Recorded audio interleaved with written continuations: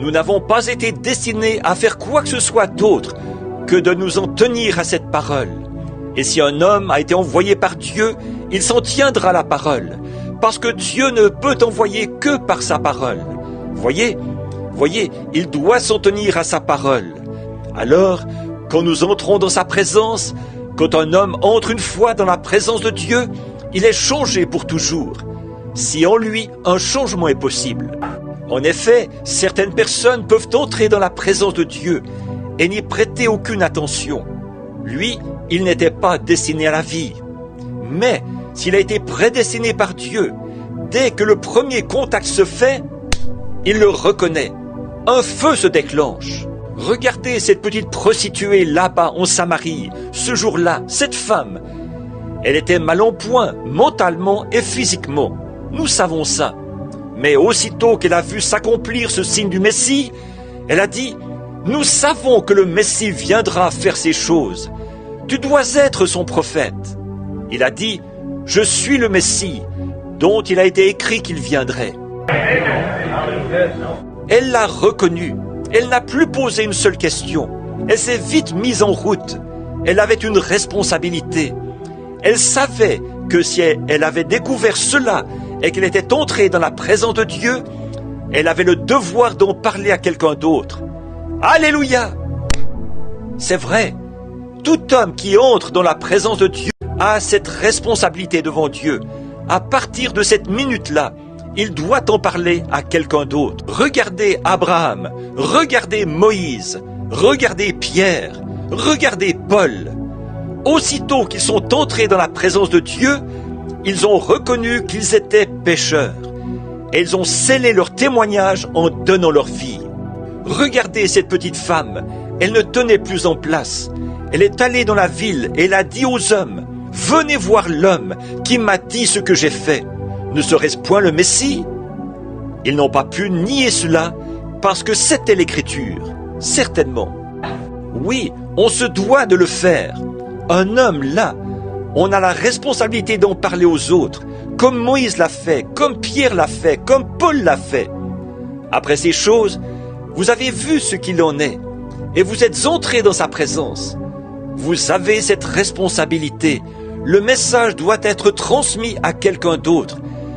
Vous ne pouvez vraiment pas garder le silence là-dessus. Vous devez l'apporter à quelqu'un d'autre. Je suis allé à une petite église de gens de couleur ici, à Louisville.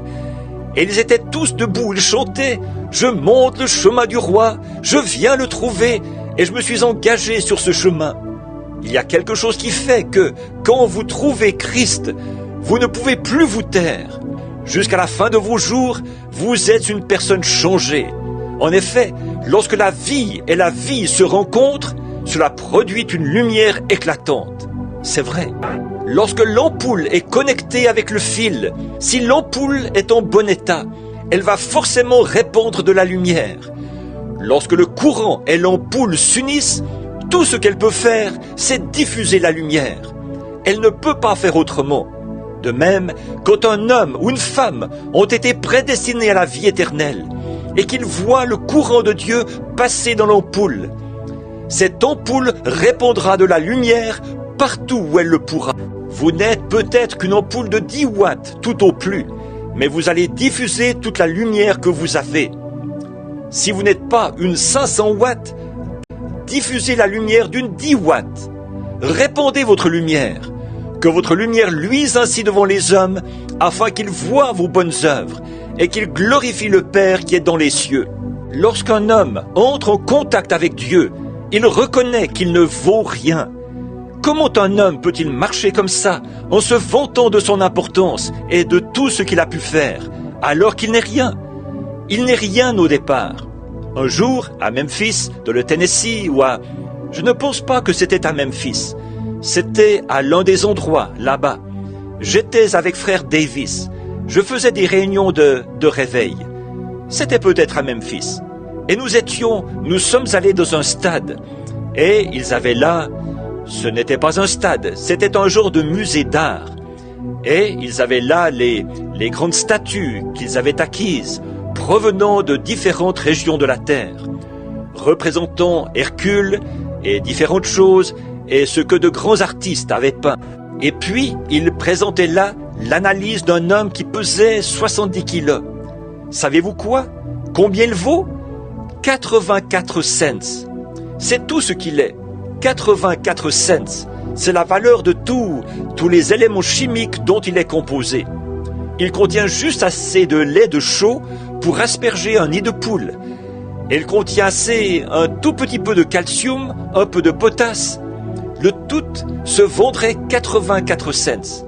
Mais nous prenons bien soin de ces 84 cents et nous les dorlotons.